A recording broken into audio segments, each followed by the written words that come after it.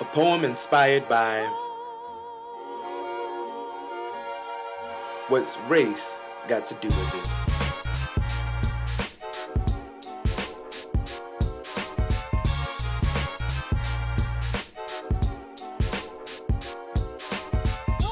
Blackness.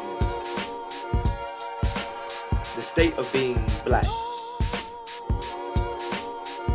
The state of being attacked by the system and its agents, no longer flagrant with its blows, no, nowadays it aims low,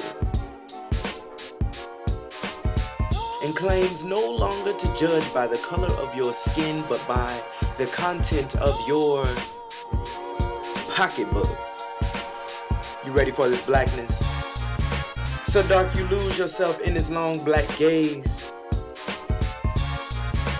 You stub your toe on its influence, you choke on its resistance. It won't fade, it won't come off. Like an everlasting chocolate stain, it's ingrained. And you can't ignore this, the sum of all fears, that prejudice, yes, racism is still here.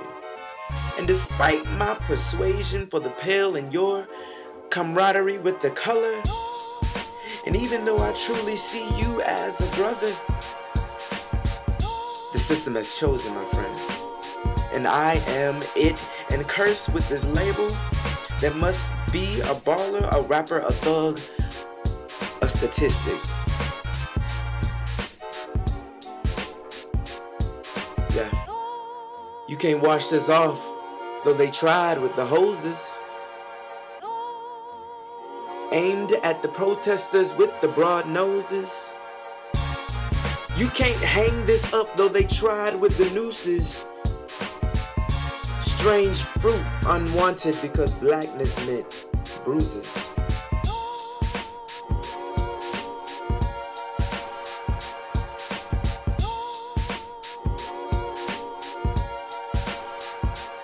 You see, in the classroom of life, it looks nothing like this.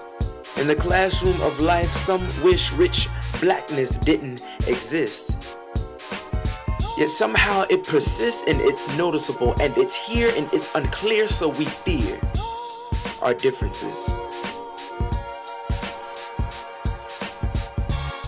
You're black, I'm white. She's tan, he's a man. But wait, he's not, or he chooses not to be. Or she was born this way, or he came from overseas and they're not like us. But wait, who are we? Well, we're definitely not them. But who are we? Identity for so long based on who we are not. A giant melting pot, but no one ever had the clever thought to stir, to shake, to mix, to bake. A whole new American pie we can make. But is this nation ready? Do we have what it takes? I know change is uncomfortable, but can we really wait for another Trayvon and another Gina 6 and another man to call you a chick, or another Asian to wish he was Caucasian, whose parents are judged with every accented noun? Are we really ready for the blackness? Nah, we ain't ready. Greed has poisoned men's souls, has barricaded the world with hate, has goose-stepped us into misery and bloodshed. We have developed speed, but we have shut ourselves in. Machinery that gives abundance has left us in want. Our knowledge has made us cynical, our cleverness hard and unkind. We think too much and feel too little. You see, it seems that the king's dream has been overflowed by a sea of green. And with the flick of a wrist and the touch of a dial, our generation now sits in denial. Because everyone's happy, my president is black. You mean mixed? And nobody has a problem with that, right? But the real problem is, well, you are not machines, you are not cattle, you are men. You have the love of humanity in your hearts. You don't hate, only the unloved hate, the unloved and the unnatural. Soldiers, don't Don't fight for slavery, fight for liberty. You, the people, have the power.